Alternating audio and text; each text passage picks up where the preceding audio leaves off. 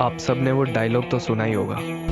Don का इंतजार तो 11 मुल्कों की पुलिस कर रही है, लेकिन एक बात समझ लो, डॉन को पकड़ना मुश्किल ही नहीं, नामुमकिन है। लेकिन अगर मैं आपसे कहूं कि ये सिर्फ फिल्मों में नहीं होता, असल जिंदगी में भी एक ऐसा क्रिमिनल था जिसे पकड़ने के लिए 11 तो नहीं पर 7 देशों की पुलिस और एफबीआई ने अपनी पूरी जी जान लगा दी थी। ये कोई गैंगस्टर नहीं था, ना ही इसके पास कोई जानलेवा हथियार थे और ना ही ये किसी बहुत बड़ी गैंग का मेंबर था। ये वो लड़का था जो अपने रूम में बैठा बैठा दुनिया का सबसे बड़ा डिजिटल अंडरवर्ल्ड चला रहा था। लेकिन कहते हैं ना, हर क्रिमिनल एक गलती जरूर करता है। इस इंटरनेट के डॉन से भी एक छोटी सी गलती हुई जिसने इसके एम्पायर को राख करके रख दिया। आखिर कौन था ये, क्या थी वो इसकी छोटी सी गलती? Let's find out. कहानी शुरू होती है 2010 में। लोगों को एनोनिमिटी और प्राइवेसी का नशा सा चढ़ने लगा था। डार्क वेब अपनी पीक पर था और बिटकॉइन ने क्रिमिनल्स को एक ऐसा ट्रांजैक्शन का हथियार दे दिया था जिसको ट्रैक करना पुलिस की पहुंच से बिल्कुल ही बाहर का काम था। तो इस गेम का पहला खिलाड़ी था द सिल्क रोड। फरवरी 2011 में साइट लाइव हुई और देखते देखते वायरल हो गई।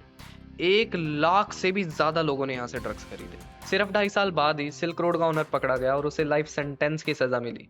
पुलिस को तो ऐसा लगा जैसे उन्होंने ड्रग्स के खिलाफ जंग ही जीत ली थी, लेकिन वो गलत थे। ये मार्केट प्लेस इतना ज्यादा बड़ा था कि इसको बंद करना नामुमकिन था।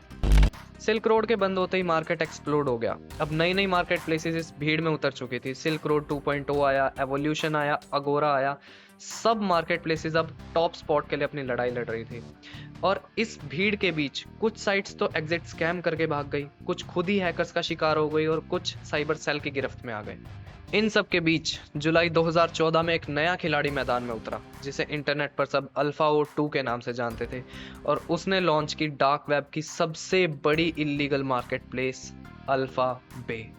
शुरू में यहाँ बस चोरी किया हुआ क्रेडिट कार्ड का डेटा मिलता था, लेकिन धीरे धीरे अल्फा बे ने अपने पैर पसार लिए। Drugs, malware, weapon and even money laundering की सर्विसेज भी यहाँ पर मिलने लगी।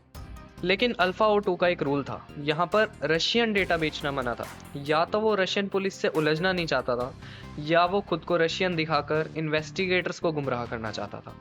अल्फा बे बिल्कुल अमेजोन जैसा था, एकदम यूजर फ्रेंडली सर्च, रिव्यूज और इवन कैटेगरी फिल्टर्स भी यहाँ पर थे। पेमेंट के लिए बिटकॉइन, मोनेरो और इथीरियम जैसे ऑप्शंस भी अवेलेबल किए गए थे। अल्फा बे इवन टम्बलर सर्विस का यूज करता था जिससे ट्रांजैक्शन को बिल्कुल ट्रेस ना किया जा सके। नतीजा, अल्फा बे डार्क वेब का राजा बन चुका था। एक ही साल में 2 लाख यूजर और 40,000 सेलर्स यहाँ जुड़ चुके थे। 2017 आते आते अल्फा 02 हर ट्रांजैक्शन पर अपना कमीशन लेकर एक मल्टी मिलियनियर बन चुका था। अल्फा ओ 2 अब डे टू डे ऑपरेशन से हट चुका था और उसने अपना नाम बदलकर एडमिन रख लिया। अब अल्फा बे का सारा काम उसका राइट हैंड मैन संभाल रहा था जिसका नाम था डिस्नेक। अमेरिकन इन्वेस्टिगेटर्स पागल हो रहे थे कि आखिर अल्फा बे के सर्वर्स है कहाँ पर और कौन चला रहा है इन्हें। और डार्क वेब पर आईपी एड्रेस ढूंढना ना भूसे के ढेर में सुई ढूंढने जैसा था, क्योंकि यहाँ पर रिक्वेस्ट दुनिया भर के रैंडम सर्वर से घूम के जाती है। अब इन्वेस्टिगेटर्स को और कुछ तो मिल नहीं रहा था, तो उन्होंने खुद ही बायर्स बनकर इस साइट पर जाकर ऑर्डर्स किए, पैकेजिंग से फिंगरप्रिंट चुराए और उनको अपने डेटाबेस से मैच करके क्रिमिनल्स को पकड़ने की कोशिश की। बट इससे सिर्फ कुछ छोटे मोटे डीलर्स ही उनके हाथ आए। इवन डीलर्स इस साइट पर आते और जाते रहते थे, बट बड़ी मछली अभी भी गायब थी। अल्फा ओ 2 इस गेम का पक्का खिलाड़ी दिख रहा था, जो इस टाइम पर पुलिस के लिए कोई भी सुराग छोड़ के नहीं जा रहा था। लेकिन फाइनली गेम पलटा। दिसंबर 2016 में डीई एजेंट रॉबर्ट मिलर को अपने कंप्यूटर पर एक एनोनिमस टिप आती है ईमेल के थ्रू। अल्फा बे के शुरुआती दिनों में अल्फा ओ 2 ने एक बहुत बड़ी गलती की थी। आपने नोटिस किया होगा, जब भी इंटरनेट पर आप किसी साइट पर रजिस्टर करते हो तो आपको एक वेलकम ईमेल जाती है। अल्फा बे के शुरुआती दिनों में जब कोई यूज़र उस साइट पर रजिस्टर करता तो उसको भी एक वेलकम ईमेल आती थी, बट गलती ये हुई कि स्टार्टिंग के कुछ ईमेल्स के मेटा डेटा में सेंडर का ईमेल एड्रेस विजिबल रह गया।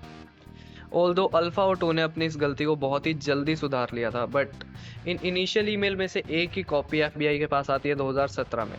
It is very much possible कि इसको भेजने वाला किसी कॉम्पिटिटिव मार्केट प्लेस का ही ओनर हो। वो ईमेल था pimpalex91@hotmail.com।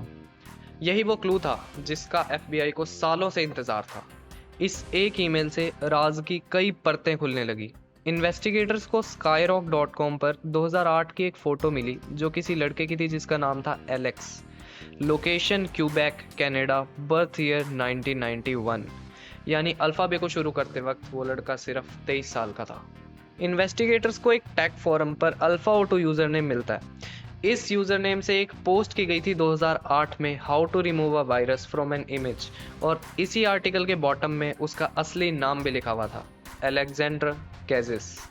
फिर उन्हें मिलता है अलेक्जेंडर का पेपल अकाउंट जिस पर वही पिम्प Alex91 ईमेल रजिस्टर्ड थी, जिससे क्लियर था कि ये वही अल्फा-O2 था जिसकी हमें तलाश थी।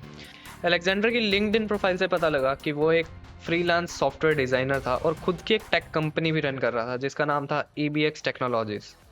फेसबुक पर इन्वेस्टिगेटर्स को अलेक्जेंडर की फियांसी की प्रोफाइल मिलती है जो कि एक थाईलैंड वुमेन थी। ये सारे क्लूज सीधा सीधा एक ही चीज़ की तरफ इशारा कर रहे थे, बैंकॉक। FBI और थाई पुलिस ने जब बैंकॉक में इन्वेस्टिगेशन की तो उनकी आंखें ही फटी रह गई।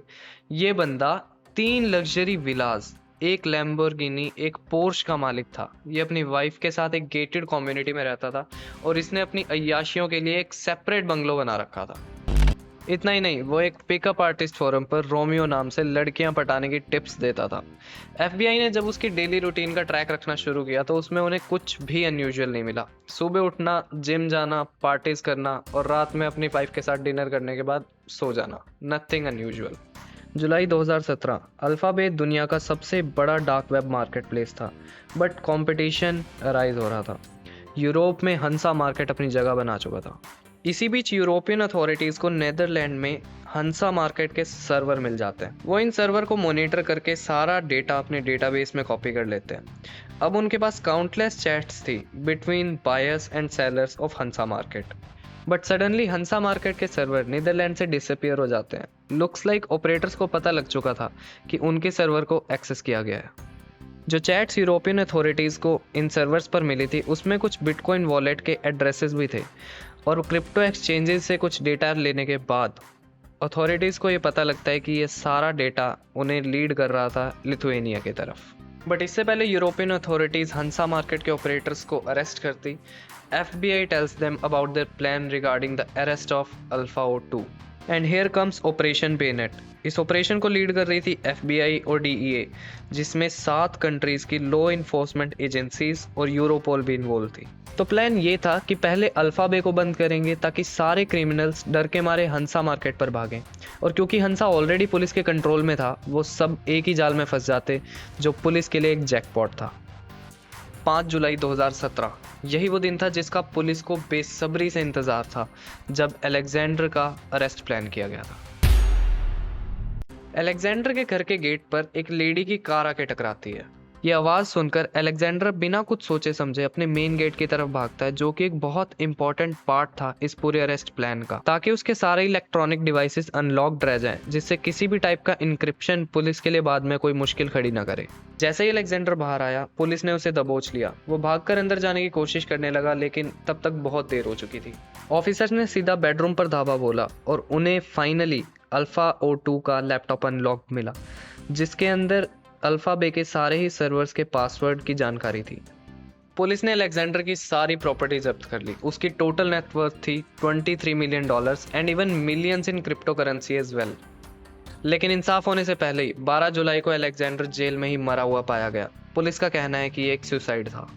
अल्फाबे और हंसा मार्केट के बंद होने के बाद अथॉरिटीज को ऐसा लगा कि उन्होंने डार्क वेब की मार्केट पर अपनी जीत पा ली है।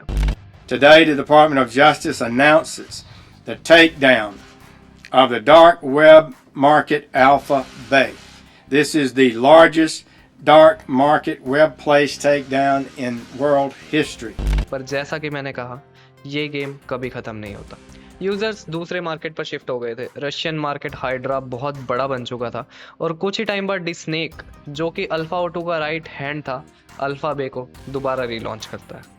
डार्क वेब आज भी जिंदा है और ये चूहे बिल्ली का खेल आज भी लगातार चल रहा है। आपको क्या लगता है, कभी इस डिजिटल अंडरवर्ल्ड को रोका भी जा सकता है? कमेंट करके अपने ओपिनियंस जरूर बताना।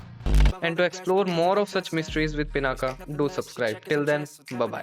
He got the venom, a tangible weapon, no coming in second. This life is a lesson. He got a new engine from pain, it's a blessing. New focus, no guessing, just bold and obsession. All in his possession, you got their attention. I'll leave an impression and take your redemption. Just kill, no discretion. Your mind is a weapon. 11-11, it's time for progression.